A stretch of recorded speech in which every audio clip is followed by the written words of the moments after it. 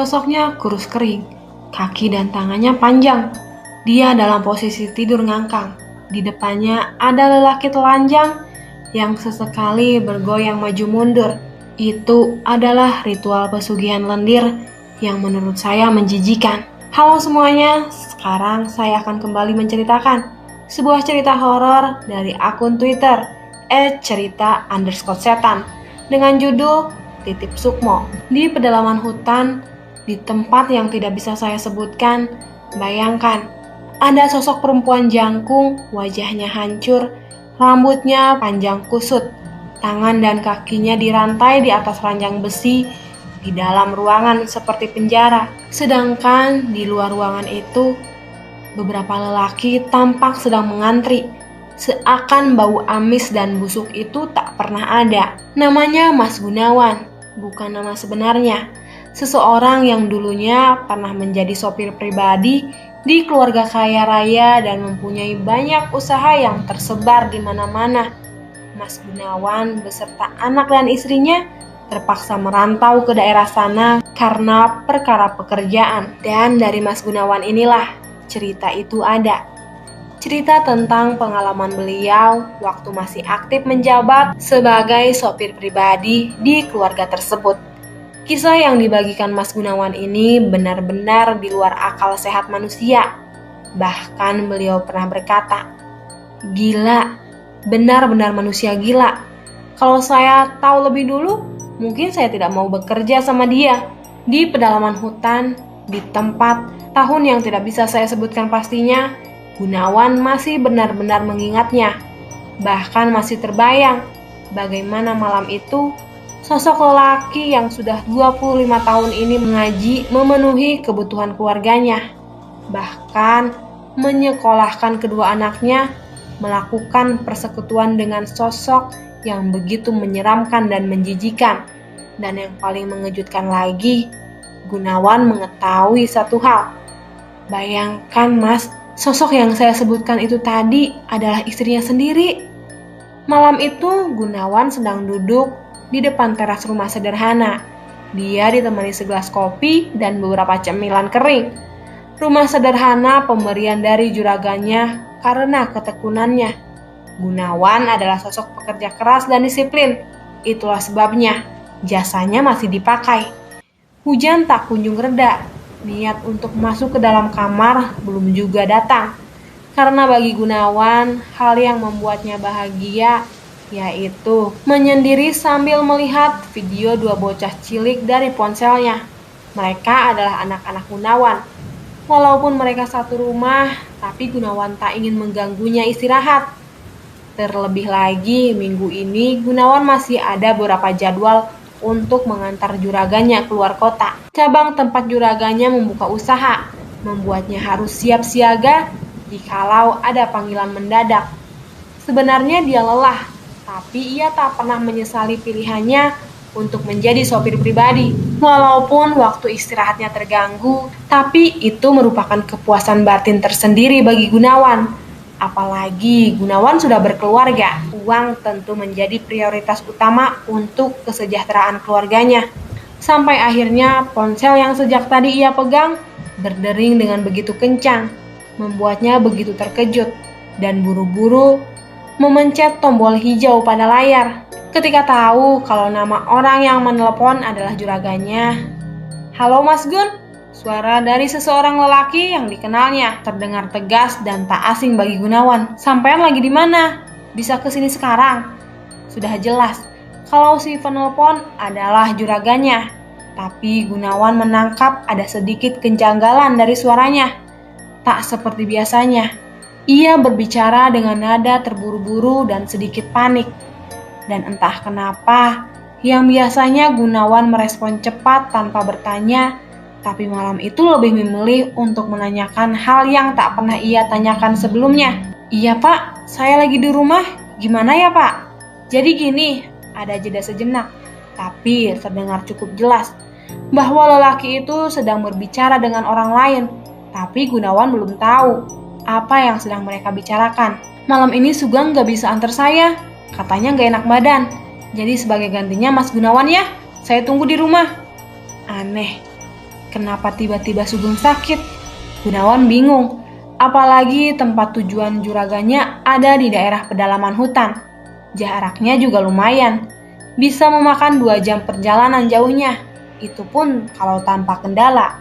Tapi di sisi lain, sebenarnya Gunawan juga penasaran, manakala baru pertama kali ini Gunawan akan mengantar juraganya ke tempat biasa Sugeng mengantar, bukan tanpa sebab, melainkan jadwalnya menjadi sopir itu mulai dari waktu subuh hingga menjelang maghrib. Ia merasa kalau ini adalah waktu yang tepat untuk mencari tahu.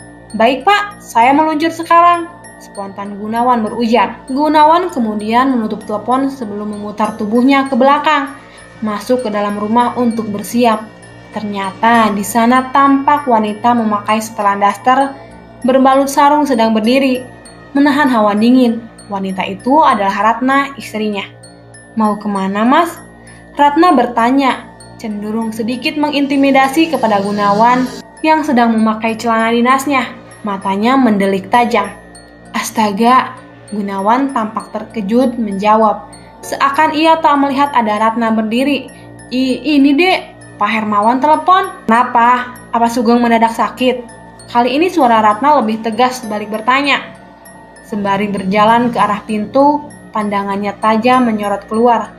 Gunawan mematung, ia berpikir sejak kapan istrinya tahu kalau Sugeng sakit. Bahkan ia sampai buru-buru memakai pakaian dinasnya, kemudian berjalan cepat menghampiri istrinya di depan pintu. "Aku punya firasat buruk malam ini, Mas. Apa sebaiknya kamu di rumah saja? Bilang ke Pak Hermawan kalau anakmu mendadak sakit," ucap Ratna. Pandangannya masih menyorot ke depan, ke arah deretan pohon besar, seperti puluhan raksasa yang sedang menari-nari. "Halah, dari kemarin firasat buruk. Kamu itu mikir apa toh, Dek? Sudah, aku berangkat dulu," pungkas Gunawan. Ia memilih untuk mengakhiri obrolan malam itu. Gunawan tidak ingin ada perdebatan lagi seperti beberapa hari yang lalu, di mana Ratna meminta Gunawan untuk berhenti bekerja di tempat Hermawan.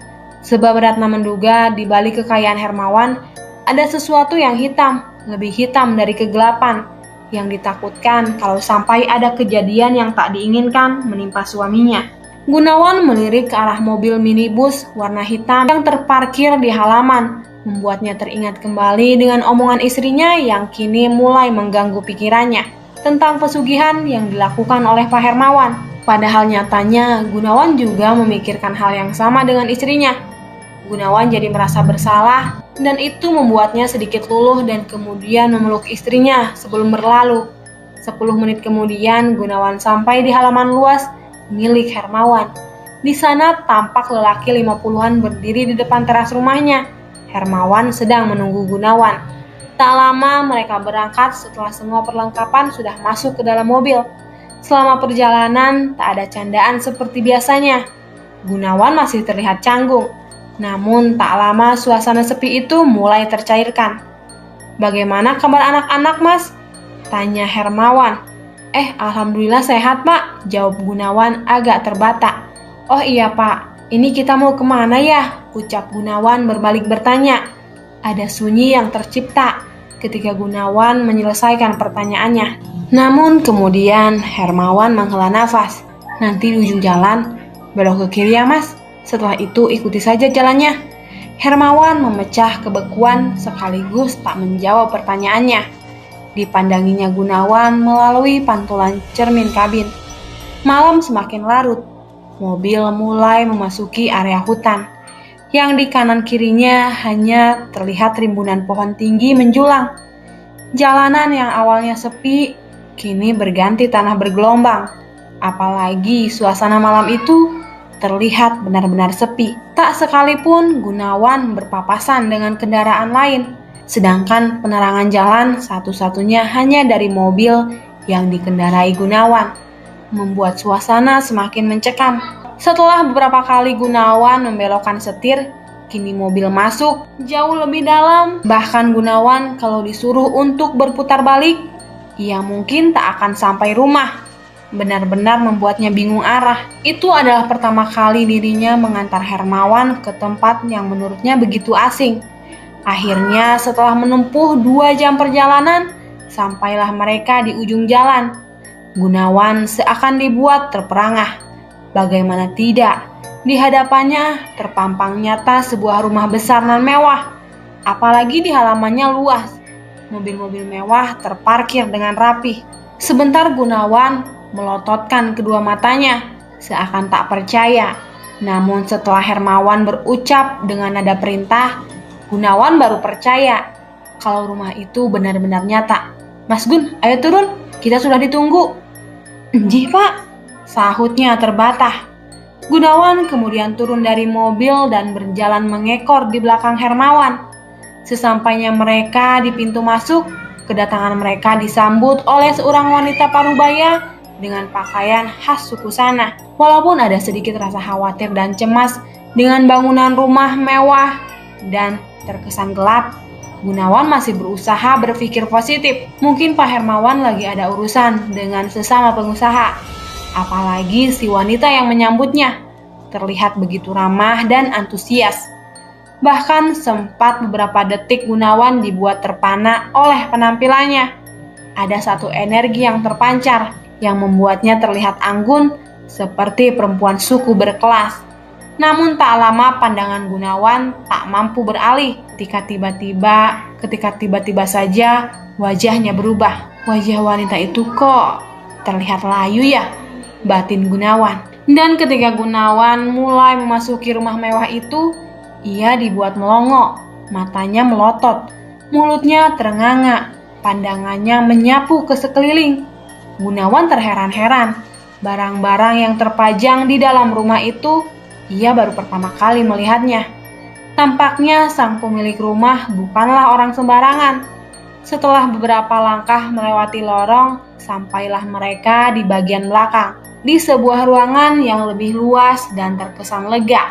Namun Gunawan mulai mencium aroma yang begitu menyengat hidungnya, seperti bau amis bercampur busuk. Tak mau terlihat seperti orang bodoh, Gunawan mengabaikannya.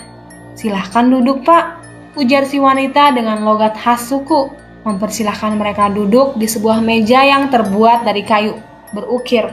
Tercipta sebentar suasana hening dan sepi. Gunawan mulai merasa ada ketidaknyamanan. Hal itu membuatnya semakin khawatir dan cemas. Tapi tak lama muncul seorang lelaki tua dari ruangan itu. Lelaki itu berpakaian serba hitam dengan penutup kepala khas suku sana. Sejenak ia menatap semua orang yang sedang duduk, sebelum tatapannya tajam ke arah Hermawan yang kebetulan juga menatapnya. 1 detik kemudian Gunawan menunduk. Ada rasa takut yang tiba-tiba saja menyeruak. "Sudah tidak bisa ditunda lagi Pak, mari saya antar." Sembari berucap kepada Hermawan, tatapan lelaki itu masih saja tajam ke arah Gunawan. Tanpa menunggu perintah selanjutnya, Hermawan berdiri diikuti semua orang termasuk Gunawan. "Kamu tunggu di sini aja Mas." Kali ini ucapannya tertuju kepada Gunawan, membuatnya terganggu dan kembali duduk.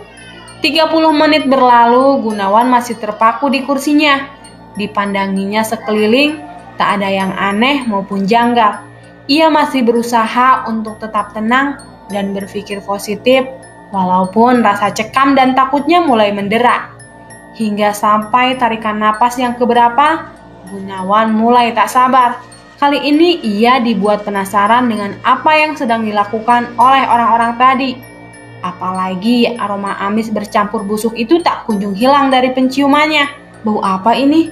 Kok dari tadi gak hilang-hilang?" Gunawan membatin sambil bangkit dari duduknya, berniat untuk mencari tahu. Dan saat itulah dia baru sadar bahwa dia sudah 1 jam menunggu. Tapi tak ada orang satu pun yang keluar atau masuk ke ruangan tempat ia menunggu. Sambil terpaku di tempatnya, Gunawan membuat gambaran. Dari sini dia harus membuka ruangan itu. Namun ia belum tahu di balik ruangan itu ada yang jaga atau tidak. Jika sampai dia ketahuan, Gunawan mau menjawab apa? Tidak mungkin kalau dia mau menemui Pak Hermawan, sedangkan Gunawan hanya sopir. Gunawan terkenal setengah-setengah dalam menyelesaikan masalah. Namun dalam hal pekerjaan, dia nomor 1 tekunnya. Persis seperti saat ini, Gunawan terdiam sambil memandangi gagang pintu kayu. Satu ayunan saja pintu itu terbuka. Tapi bagaimana kalau ada orang di balik pintu? Bagaimana dan bagaimana? Lagi-lagi Gunawan harus berpikir dulu. Mau kemana, Gun? Suara itu membuat Gunawan nyaris pingsan karena terkejut. Untung saja dia masih bisa menahannya. Tapi kini kedua kakinya gemetaran. Gunawan kemudian menoleh, namun tak melihat ada seseorang di belakangnya. Aneh, pikir Gunawan. Sekali lagi, kemana, Gun? Kembali Gunawan menoleh. Kali ini ia dibuat terkejut. Sugeng! Spontan Gunawan mengumpat. Sosok Sugeng. Ia tertawa melihat tingkah Gunawan yang ketakutan setengah mati. Jadi orang kok setengah-setengah, tinggal buka pintu aja kok susah, Gun. Karena keterkejutan itu, Gunawan sampai tak menyadari bila sosok yang menyerupai Sugeng itu bukanlah Sugeng yang asli. Gunawan pun menyambutnya dengan lega. Setidaknya malam itu ia ada yang menemani. Sugeng membuka pintu. Mereka berdua kemudian melangkah bersama sambil mengobrol. Katanya kamu sakit, Geng. Kok kelayapan sampai sini? Tanya Gunawan penasaran. Geng, Pak Hermawan sebenarnya ngapain sih? Kamu pasti tahu kan? Sambung Gunawan semakin penasaran. Sugeng tertawa kecil. Memangnya kamu tidak tahu ya, Gun? Ucap Sugeng barusan membuat langkah Gunawan terhenti tiba-tiba. Apa Sugeng tahu sesuatu? Maksudmu apa, Geng? Bersamaan dengan itu, langkah Sugeng justru semakin cepat, membuat Gunawan kewalahan untuk mengejarnya. Sampai ia benar-benar tertinggal. Geng, tunggu! Teriak Gunawan sambil terus berlari mengejar Sugeng. Namun sampai di ujung lorong yang di kanan kirinya ada sebuah ruangan tertutup, ia tak mendapati ada Sugeng di sana. Gunawan semakin tercekam. Jiwanya mulai merasa takut. Baru kali ini Gunawan merasa ketakutan yang luar biasa. Selang 1 atau 2 menit berlalu, ia kemudian mencium aroma yang sama. Amis bercampur busuk bangkai menyengat, menyebar seantero tempat Gunawan berdiri. Kali ini mau tak mau Gunawan melangkah, mencari sumber bau yang menyesakkan dadanya. Semakin ia mencari, semakin pekat bau itu, membuat perutnya teraduk kuat seperti ingin muntah. Tak tahan dengan keadaan itu, Gunawan melangkah cepat menghampiri salah satu pintu paling dekat, berniat mencari jalan keluar. Tapi baru saja tangan mendorong pintu, ia disambut sosok berdiri tegak, sedang membelakangi. Hampir seluruh tubuhnya tertutupi rambut. Hanya juntayan kain lusuh menutup kedua tangannya yang terlihat bersama kuku-kuku tajam. Gunawan mundur. Tubuhnya gemetar mendapati bahwa sosok itu kini beralih menatapnya tajam. Gunawan terjatuh di lantai. Gigil ketakutan semakin kencang saat satu wajah hancur bermata putih melotot ke arahnya. Tiba saja sosok itu merangkak dengan kedua tangan dan kakinya yang panjang. Kini wajahnya berada 1 jengkal dari wajahnya. Tolong saya, tolong! Berat dan kasar suara yang keluar dari bibir sosok itu. Namun aneh, Gunawan sangat mengenali suaranya. Ketika mata mereka saling beradu, seolah ada energi yang menarik. Gunawan tiba saja berada di tempat berbeda. Di sana Gunawan bisa melihat dengan jelas bahwa sosok mengerikan itu adalah wujud dari istri Pak Hermawan.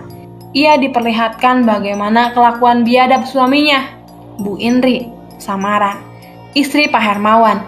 Dia dijadikan wadal untuk tumbal pertamanya dan dijadikan media untuk mencari kekayaan. Tubuhnya yang sudah disetubuhi iblis berubah menjadi sosok yang mengerikan. Tangan dan kakinya menjadi panjang. Tubuhnya kisut kurus kering, bagaikan tulang yang dibalut kulit tanpa daging. Hingga peristiwa yang membuat Gunawan tak mampu untuk melupakan, di mana tangan dan kaki Bu Indri diikat dengan rantai di atas ranjang besi. Kemudian Pak Hermawan melakukan hubungan layaknya suami istri dengan brutal. Di saat itulah auman keras dan mengerikan keluar dari tenggorokan Bu Indri, memenuhi seantero ruangan, sekaligus memperlihatkan kenyataan yang sesungguhnya, di mana di salah satu ruangan yang belum terbuka, di sana tepatnya di ruangan mirip penjara, ia melihat dengan mata kepalanya sendiri. Pak Hermawan berdiri di samping ranjang besi sambil mengusap-usap rambut istrinya.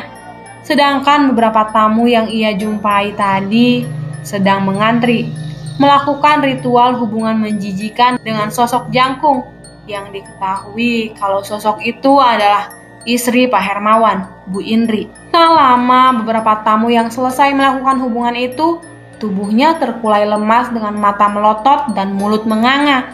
Walaupun dadanya masih bergerak naik turun, menandakan kalau masih hidup, namun sukmanya sudah terbelenggu. Menjadi tumbal titip sukma dari pesugihan Pak Hermawan. Apalagi ketika pandangannya mengedar ke sekeliling. Begitu terkejutnya Gunawan saat ia melihat sosok yang sangat ia kenal, Sugeng. Ternyata di balik sikapnya yang pendiam, ia juga mempunyai hasrat untuk menjadi kaya raya. Namun justru Sugeng tertipu oleh rayuan iblis bertopeng manusia. Gunawan menduga kalau Sugeng tertarik setelah Hermawan memberikan uang secara cuma-cuma. Kejadian itu terjadi 1 hari sebelum Sugeng dikabarkan sakit. Waktu di mana Sugeng mengobrol bersama Gunawan.